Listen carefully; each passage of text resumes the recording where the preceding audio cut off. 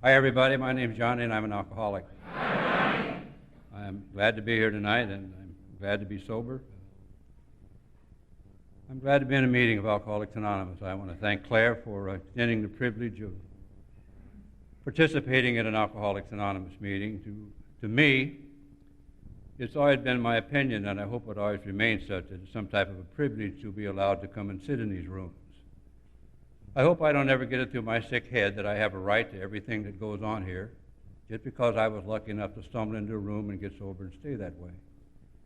When I'm asked to do anything in Alcoholics Anonymous, I'm sometimes can't understand why, because I've been sober for quite a while now, and I've had the opportunity to go back over my life and look at some of the things that happened to me. Nothing in my past before I came to Alcoholics Anonymous would ever entitle me to the privileges and the good life that I live today.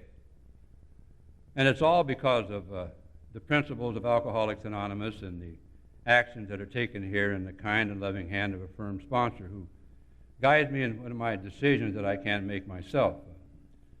And if you're new here in Alcoholics Anonymous tonight, I want to let you know by no wild stretch of the imagination am I a consultant, a counselor, or authority on a program of Alcoholics Anonymous.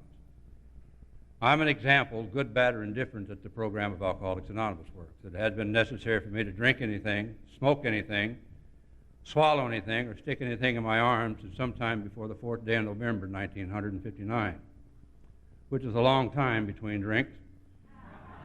Sometimes I'm so dry I think I'm a fire hazard, for Christ's sake.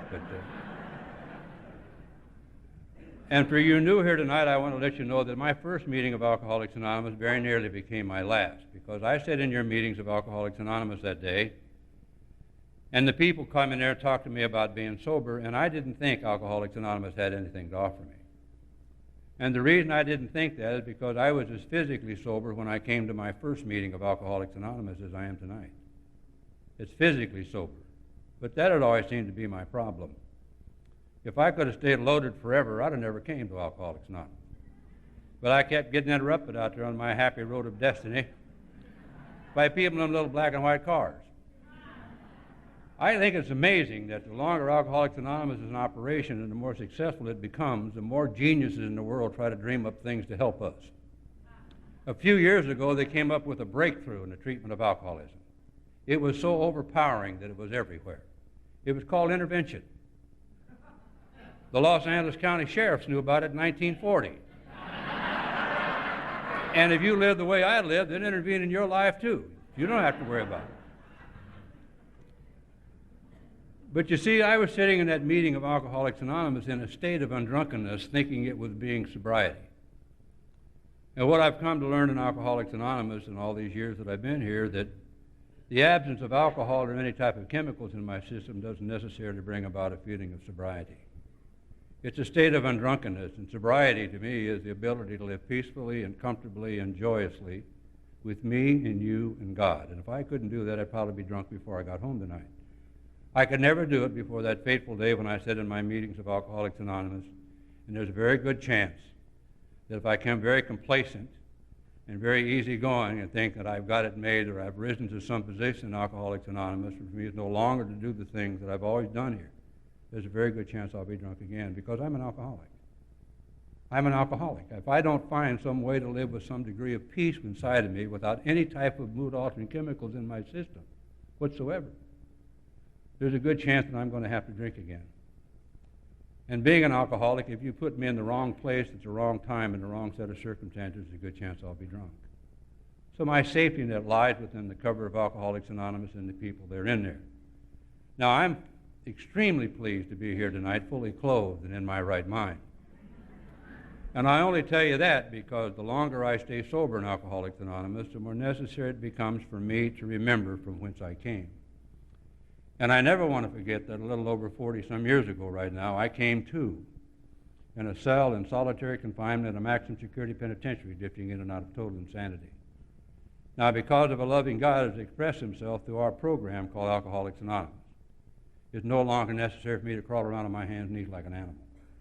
If I don't get nothing out of this deal at all, I guess I could live that for a long time.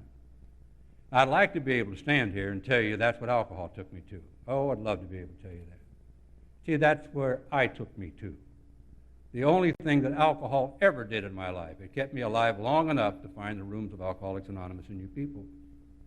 I'm as sure as I'm standing here, if I hadn't taken a drink of alcohol, I'd have probably been dead before I was 10, 11 years old. I've been a misfit all my life. Always been a misfit. I'm restless, and I'm irritable, and I'm discontent. I don't realize then, as I've come to understand here with you people, that those are the symptoms of the most deadly disease that's ever been known to mankind. I didn't know that's what I had, because I didn't know what was wrong with me. I knew a lot about whiskey because my family all drank whiskey. They were whiskey-drinking people. They were Irish. They had no religion, so they just went nuts, these people. They were crazy. They drank whiskey and went to penitentiaries. They drank whiskey and worked in them whorehouses on the other side of the tracks. They were just crazy people. And I don't remember that scarring me.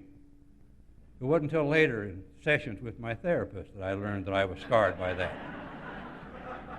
I didn't understand any of that at all. All I knew was, I said, I'm not going to drink whiskey. I saw what whiskey did to people. I had a ringside seat watching people drink whiskey and destroy their lives, so I'm not going to drink whiskey. So I started looking for a way out of it.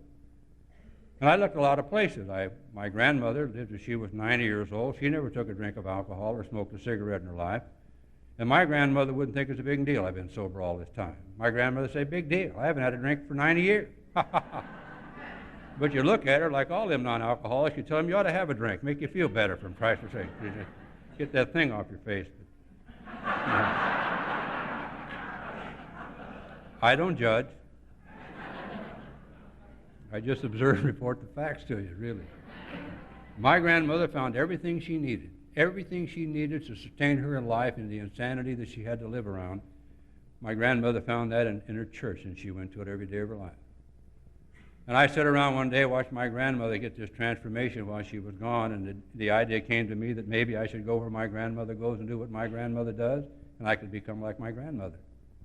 What I didn't know then is that I'm not like my grandmother, because my grandmother's not alcoholic. I didn't know then, as I've come to understand now, that I'm mentally and physically different than my grandmother. That something happens to me when I drink alcohol that doesn't happen to maybe 9 out of the other 10 people who drink alcohol. I didn't know I had this tremendous reaction to alcohol, this abnormal thing that happens to alcoholics of my type when I drink alcohol. If I'd have known that, I would have known that. I went and sat in church with my grandmother. I sat there and waited for this thing that happened to my grandmother to happen to me, and it didn't happen to me. I don't remember anything happening to me. The most significant change in my life came to me one day sitting on the back porch of my grandfather's house with my grandfather, watching my grandfather drink whiskey out of a fruit jar. My grandfather put that down, and I picked it up and took a drink of it. That's all I did. The next couple of minutes of my life is what makes me an alcoholic. I'm not an alcoholic because I spent the next 20 years of my life creating mayhem out there in the world. I'm an alcoholic because I had this abnormal reaction to alcohol. And what I've come to understand that everybody doesn't have it. Everybody who drinks it doesn't have it, and I don't know why, and neither does anybody else. None of these great geniuses who've been studying us for all these years, and these spiritual giants who've risen so high, have ever understood why alcohol reacts differently in my life than it does to most of the people who drink it. I don't know, and I really don't care. I really don't care why, because what happened to me when I drank alcohol happened to me every time I drank alcohol. I took a drink of alcohol, and 3 days later they pulled me out from underneath a bridge, stood me in front of a judge, and sentenced me to the Hutchinson State Reform School. 20 years later, I took a drink of alcohol. They pulled me out of a car in Compton and stood me in front of a judge and sentenced me to 20 years in the penitentiary. Now, that's what happened to me when I drank. I got drunk and went places.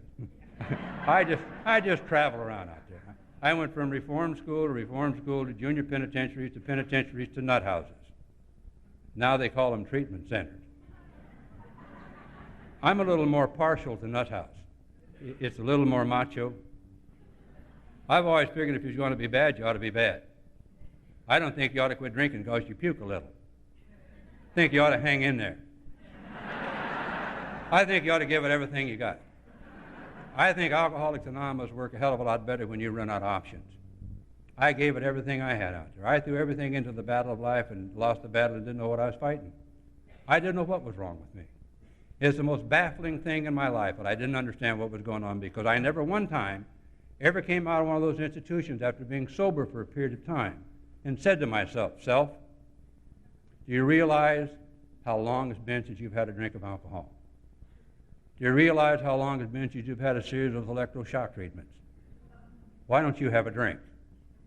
Why don't you have a drink, self, and go out and kill your baby brother? Why don't you have a drink of alcohol and go out and destroy everything in your life? Why don't you have a drink of alcohol and use up every opportunity and things that come your life and things that people offer you? Why don't you just do that, self? No. I took a drink of alcohol for the reason alcoholics of my type take a drink of alcohol after being sober for a period of time. It's not to get drunk. I don't drink to get drunk. I drink just to go because I'm an alcoholic. But you see, my malady and what the good doctor, Dr. Silkworth, wrote to us in our book, Alcoholics Anonymous, says is very true.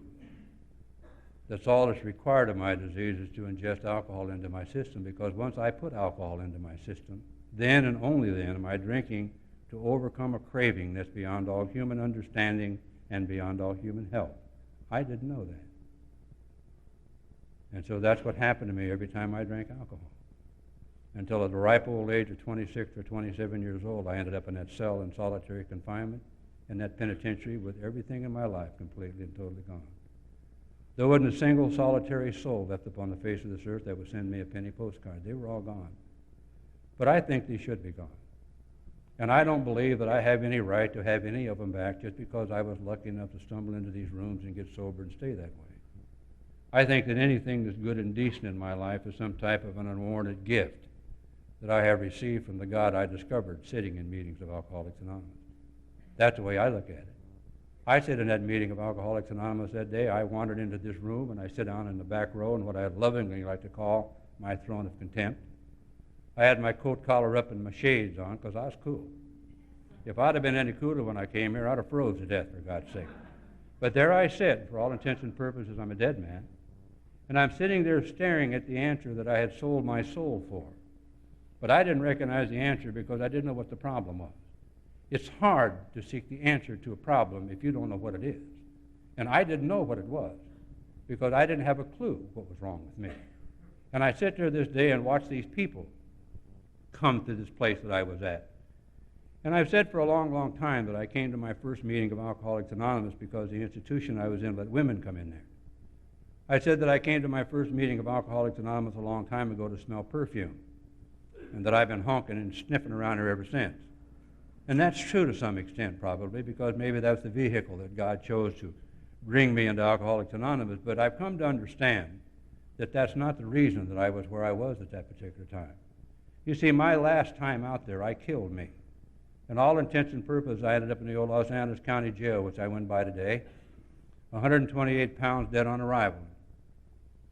And so I some strange hook or crook or some kind of a strange phenomenon, I ended up strapped down on the bed in the old prison ward of the Los Angeles County Jail with a doctor standing over my bed telling me I was going to die. You see, I'd had 2 years doing to me exactly what I wanted to do to me whenever I wanted to do it with as much money as I needed to do it with. And that's what happens to me when I have everything that I want in life. And it's a typical example of self-will run riot as far as I'm concerned. And all I was trying to do was to feel good. I laid in that bed for a period of time, and one night because I knew nothing better to do, because the doctor kept telling me every day I was going to die, one night because I knew nothing better to do, I screamed out the only prayer I ever said in my life. I said, "Oh, God, help me." I thought for a long, long time, because there was no blinding flashes of light, nobody come running down the hall with a dozen donuts saying, "We got an AA meeting down there." I didn't get up and wander off into the tulip somewhere. I just went to sleep for a little while. And I don't know how many of you ever kicked a 2-year heroin habit, but that's what I was doing. That's the first time I'd been asleep in a long, long time. I tell you how sick I was. 2 short weeks later, I'm up running around the jail looking for some more of the poison to put me on the bed I'd just gotten off of. Because what's in the back of my mind today was in the back of my mind at that moment. In the back of my mind is the knowledge that when I can't stand life on any terms any longer, I know what makes the big hurt go away. Well, I know it ain't quite doing it at that particular point, but I know it will if I can find the right combination of things, because it always has. So I got loaded again. You know, I'm sure that as long as my grandmother lived, who loved me, I came to one time in a manager's clinic in Topeka, Kansas, on a bed, strapped down, and my grandmother was kneeling beside my bed praying for me. My grandmother loved me and adored me, and she prayed for me every day of her life. But I'm going to tell you something. It wasn't until I asked God for help in my deathbed in the Los Angeles County Jail that I was able to get it. Because I can see the path from that utterance of that prayer, oh God help me, to this very instant, and the path that brought me to you good people that day in November 1959, because I wouldn't have come here. In any other kind of circumstances, in any kind of situations, I wouldn't even have been in the place I was at. Because they didn't let people like me be around the people that I was around anyhow. And I sat in that meeting of Alcoholics Anonymous staring at this thing that I'd sold my soul for and didn't recognize it. I didn't know what was it. I didn't understand these crazy people. I had to tell myself silly things like, well, I'll sit around and wait for these women to get up and tell their racy stories. You got to remember that when I came to Alcoholics Anonymous, there weren't very many young, pretty girls hanging around Alcoholics Anonymous. If they were, they weren't sending up that penitentiary where I was at, I'll tell you that. These old gals got up to talk, and one of them said she drank for a long time. You could look at her, know she'd been somewhere for a long time. She said, I used to drink. I said, I'll bet you did. Bad stuff, too. I knew everything when I came to Alcoholics Anonymous. I'm a walking encyclopedia of useless information. I know so damn much about what ain't true, I don't know what is true, and so there I sit, a dead man for all intents and purposes. I didn't know what was going on. I'm fascinated by these people. I don't understand these people. I don't understand why anybody would do what these crazy people did. These people got up on Sunday morning, and they gave up their whole day. They left their families and bought their own gasoline, got in these cars, bought their own lunch. They drove up these old back roads. They spent 2 hours, talked to a room full of people who didn't want to listen to them. People like me who sat in the back row and made fun of them. Let me tell you how sick that is. Here I am, sitting in the penitentiary. I don't know when I'm going home, and I'm making fun of people who are leaving in an hour. Oh, but I'm hip. Yeah, I'm so hip the balls of my feet tickle me when I walk. The reason I don't understand these people for the first time in my life that I could possibly remember, I'm looking at people who are given a little just for the hell of giving it and expecting nothing in return. For the first time in my life, I'm gazing upon givers instead of takers. And you see, I don't understand givers because I'm a taker. Takers do not understand givers. Takers are all losers. You're looking at one. You see, I'm a taker of things and a user of people. That's why I'm a loser. I'm selfish, and I'm self-centered, and I'm self-serving. I got an ego bigger than this whole room. My entire lifetime was spent before I got to you good people, for a long time after I was here, maybe even a great deal of the time today, I don't know, without a conscious thought or a conscious concern for any other human being who lives upon the face of this earth. I wouldn't have interested you at all unless you had something I wanted.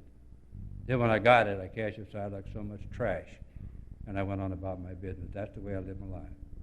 Well, I didn't live like that one day or 1 week until the heat got on. I lived my life like that from my earliest recollections of life till a long time after I was an Alcoholics Anonymous. I asked one of these people one day, what do you get out of coming up here anyhow? I didn't know. He looked at me and he said, when you can answer those questions, kids, you won't have to ask them. I was wanting one of those deep psychological evaluations that I could cling to and hang on to. But like all things in Alcoholics Anonymous, for people who are so self-centered and self-serving as I, the simplicity of Alcoholics Anonymous just damn near escaped me. Because it is very simple. Here are the things we do. Here's the things we take. Here are the steps we take. They're read to us in every meeting that we go to. But when you're as slick and as keen and as cool as I am and wrapped up with so many images that I don't even know what I am, I haven't got any way in the world to try to figure this out. I'm looking for some complicated answer to these set of complications in my life. I don't realize that it's a set of simple problems that I don't understand. As I sit in meetings of Alcoholics Anonymous when I was new, the thing that you proved to me more than anything else that I was not alcoholic. Because you would say things at podiums of Alcoholics Anonymous that I didn't understand. Or maybe I was too deep or too into myself to understand anything. I heard things like, I used to drink. Now I don't drink anymore and everything is just wonderful. And my thought about that was, God, I'm not alcoholic. I wish it was. If I was alcoholic, then all I'd have to do is not drink and I'd be okay. You see, because I'm as physically sober as the people telling me that, and I'm crazy. I don't understand what's going on. I'm living in nightmares. I can't sleep at night because I got the faces of the people I'd harmed and the things I'd done and the atrocities that I'd committed. And a recurring nightmare is my mother standing at the graveside of my baby brother while I stand there handcuffed between two detectives. And all the unthings said that I never was able to say to my mother. I want to walk across that thing and put my mother in my arms, and say to my mother, Mom, I'm sorry. I don't want to be this way. You know, I just want to try to be good. I don't know what this is, but you see, I don't know that. And here I am standing, surrounded by a bunch of my old gang members, a bunch of my old partners, and I got some type of an image, and I got to stand there and suck it up and throw my head back and act like I'm cool. And I have to live with these kind of nightmares. No wonder I have to drink. It's the only thing that makes the pain go away. And see, that's the things I have to do. And one day, my day came on a Sunday a long time ago. I sat in a meeting of Alcoholics Anonymous, where all my answers have come to me in the years that I've been here. My answers don't come to me outside of Alcoholics Anonymous, because my God does not talk to me in supermarkets. My God does not talk to me in classrooms. My God does not talk to me in a lot of other places. My God talks to me through his people and through his children in meetings of Alcoholics Anonymous, because it's the only place I've been. It's the only therapy that's been introduced in my life. And sitting in that meeting that day, I watched a man walk into that meeting from the outside, a man that I do 23 flat years in the penitentiary. I knew this man. And this man gave me the key to life that I have today. It's the greatest thing that anybody's ever gave me. He stood at a podium of Alcoholics Anonymous and told me I didn't have to live this way anymore if I didn't want to. That's my message to the newcomer. You don't have to do it like this no more. I didn't know what he was talking about. I didn't have the slightest idea. I asked him after the meeting, how do you learn how to live, Les? He gave me the greatest piece of advice that anybody could possibly give a newcomer in Alcoholics Anonymous. He said to me, Johnny, there's a book called Alcoholics Anonymous in the library. If you go get it, I'll go home and pray that you find some part of you in it. I guess he's prayed real hard, that little fella, because I've been a student of our book, Alcoholics Anonymous, from that day to this day. And the only thing I've ever found in that book is me. I haven't looked for anything else. I am not looking for a way to sober up the world. I am not looking for a way to cure all of society's ills. I'm looking for a way to live peacefully and comfortably and joyously with me and you and God.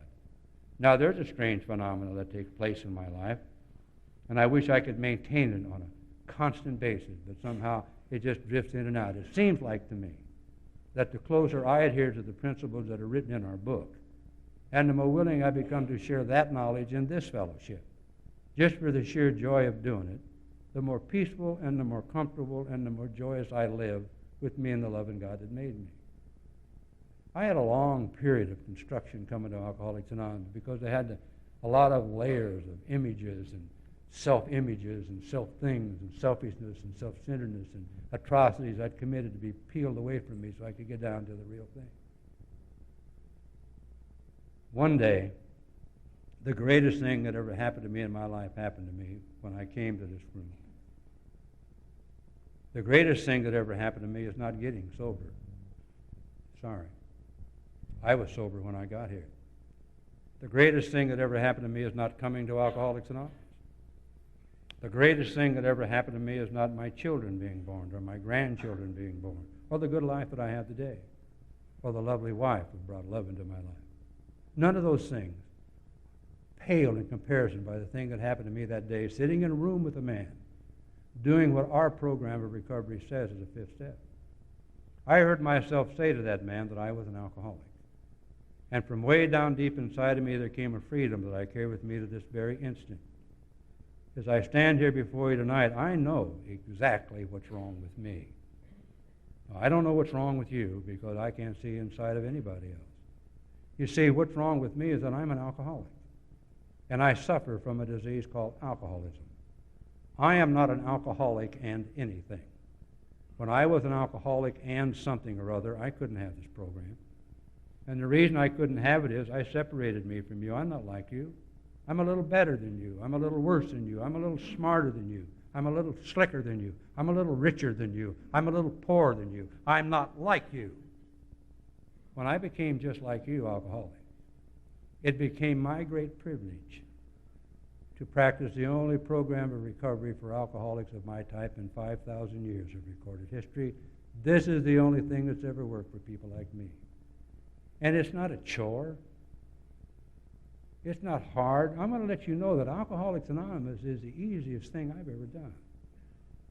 Living a program of Alcoholics Anonymous has afforded me with the only good life I've ever known. The only good life I've ever known. It's so simple and so easy to me that sometimes I don't even believe how good my life is. I walked out of that penitentiary on the 4th day of June, 1961. It was a long time ago, to a world I didn't know anything about. I had no social skills. I never had a job in my life. I had $25 on a please don't rain on me suit. I didn't have anything. I didn't have a Social Security card. I didn't have a driver's license. I didn't have anything. Only one thing. For 19 months, I had been allowed to study our book, Alcoholics Anonymous, and try to the best of my ability through the humiliation and the things that happen to people like me when I cross over a line from one way to another way of living. And I had a dream that maybe someday you'd let me come and sit in your rooms. Oh, I never dreamed you'd ever ask me to do anything. I never dreamed that you'd ever let people like me sit anywhere in these rooms or do anything or be privileged to be with a great group of guys we call a coffee crew here. I never dreamed you'd ever allow me to sit next to my sponsor on a weekly basis and do the things that happen to me in Alcoholics Anonymous. I never dreamed anything like that because I didn't think things like me who crawled out from underneath a rock would be able to sit with you good people. But I said to myself, if they will let me come and sit in the rooms, I'll do anything they ask me to do. I'm happy to report to you tonight that in almost 39 years of my life next month, I have done just about everything that Alcoholics Anonymous has asked me to do. And it's the most amazing, rewarding thing that I've ever known because it's the key to the whole enchilada as far as I'm concerned. I went on to see my mother. She fell off the steps blind drunk. I picked my mother up and put her on a couch and said, Mom, I'm going to an AA meeting. She said, fine, I think you should. I'd like to tell you my mother got sober and stayed sober, but that's not true. My mother drank herself to death. Everything in Alcoholics Anonymous is not a success story. Sometimes I sit in meetings of Alcoholics Anonymous and wonder why it went wrong. My mother drank herself to death, but I'll tell you something. My mother hasn't taken a drink of alcohol for almost 5 years now because my mother's been dead for almost 5 years. And the last time and the only time I saw any peacefulness on my mother's eyes and my mother's face is when she laid in that coffin that day. Everybody comes out. I sit in Alcoholics Anonymous and enjoyed the fruits of this thing and watched this woman that I loved drink herself to death. Powerless to do anything about it. So if I get to thinking sometime that I got some power, that I have some say-so about what other people say or think or do, if I ever get to thinking that type of an intellectual concept in my mind, that type of an egotistical thought, that I have the power to do things here, all I got to do is think about that lovely little lady of mine, that little Irish woman that I adored, my mother, who stuck by me until the bitter end, until she could no longer stand to watch me kill myself. How much I wanted her to get sober, how I would have died, gone to hell if she could have had a day of this sobriety. But my mother never got that. Oh, she came in and out of AA meetings from time to time in a state of undrunkenness, but she never knew the great blessing and the great spiritual rewards of the sobriety thing we call here. It's a far cry from anything that I ever dreamed possible sitting in my first meetings of Alcoholics Anonymous. I went to a meeting one night and a guy walked up and told me he's going to be my sponsor. I didn't think I needed a sponsor because I'd been in AA and reading a book for 19 months. And I'm so hip that the world's still cool. I know a lot about AA. I could recite verse and chapter, and I'd work my steps. I'm just real slick. I'm the big dude down at the club. He said, I'm going to be your sponsor. And I said, well, what's that? He said, I'm going to help you get it done, John. I said, okay, what do you want me to do? He said, why do you ask me? I said, you just told me you were going to be my sponsor. He says, if I can't run my life, what makes you think I can run yours? I says, what do you want me to do? He says, you do what I do. I says, what is it you do? He says, if you do what I do, then you'll know what I do. Such is the great mystery of Alcoholics Anonymous. Monkey see, monkey do. The great thing about Alcoholics Anonymous meetings to me is I can sit in meetings of Alcoholics Anonymous and I can follow any type of pathway I want to follow here. I can see people who are busy with happy, smiling faces on their faces. I can see people who are still doing today, after many years of sobriety, the same thing they did when they were new. And I can see people who have grown to the point of spiritual relaxation in Alcoholics Anonymous when it's no longer necessary to quite do all that much anymore. There's some type of an enthusiastic stimulus that happens to me the busier I am in Alcoholics Anonymous. That man was magnificent, that guy named Norm Alpe, who was my first sponsor for 22 years before he died. because he taught me many things. He told me I should go to work because I was a bum. I told him I was not a bum, I was an AA member. He says, no, you're an AA bum, because bums don't work. Get a job, bum.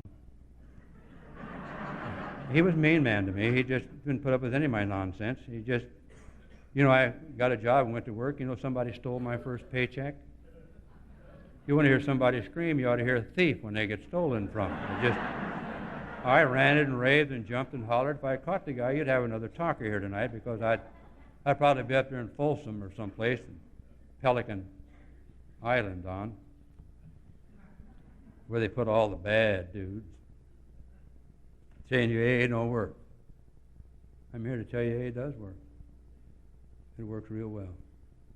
But it's not something that I really have to work at.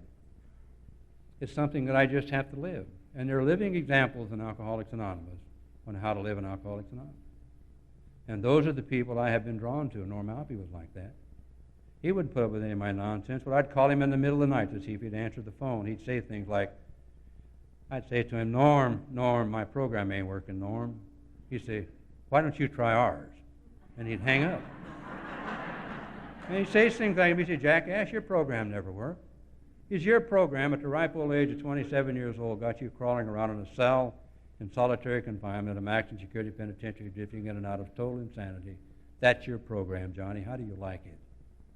He says, our program on a part-time basis has allowed you to live a life that's totally beyond your imagination. Boy, how wise he is. On a part-time basis.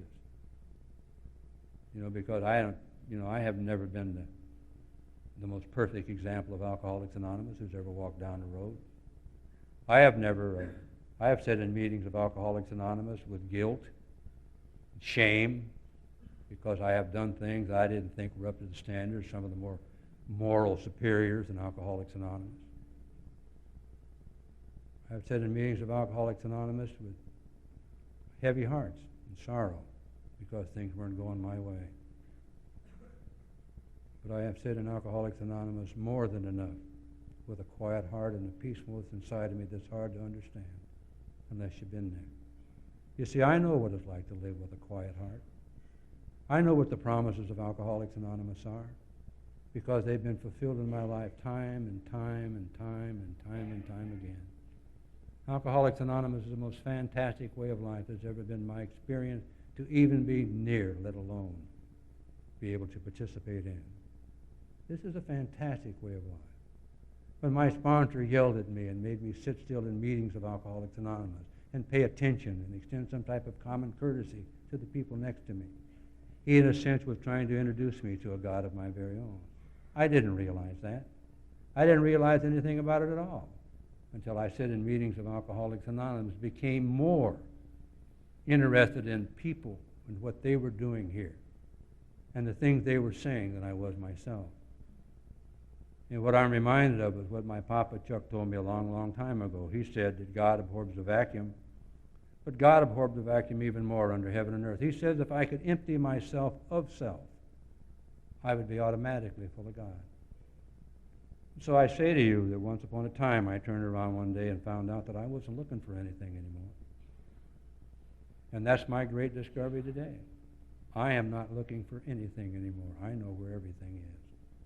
I have been fulfilled more than my meager little life and my shortcomings and my weaknesses have allowed me to live here. And today I live a life of fulfillment that's beyond my wildest imagination. I live in a home with a woman that I love more than I love myself. I never even dreamed I was capable of that until it happened to me. And it's another thing that I discovered here. It wasn't something that I worked at and tried to figure out and read about or dreamed about. It just happened as a result of doing the things that we do here, and showing up where I'm supposed to show up and do what I'm supposed to do here. All these things are of me. My old Papa Chuck used to talk a great deal about something that I'd like to share with you. He said that everything in my life that's necessary for my fulfillment in life will be given to me through no efforts of my own. The only requirement would be that I would try to practice these principles and try to help God's children get things done that need to be done. And everything that's necessary for my fulfillment in my life will be given to me. He also told me that everything that would hinder my fulfillment in life will be removed from me through no effort of my own. It's an effortless process, that all I would have to do is come to these meetings, stick out my hand, and do what I'm asked to do. And everything that's unnecessary in my life will be removed from me through no effort of my own. And it's true in my own life. Everything that was bothersome to me in my life has been removed. And everything that's fulfilling in my life has been given to me, and I haven't even asked for it. I just turned around one day and was there. If you're new here in Alcoholics Anonymous tonight, I pray God that you get on this path and you get in that book and discover your illness and find out the great solution to it. I guess I could stand here till I'm blue in the face and thank you for all the good things that God has presented me in my life. But what I'd like to do tonight is that I'd like to really thank God for Alcoholics Anonymous. But I think even more importantly than that, I would like to thank Alcoholics Anonymous and people like you for my God. Thank you.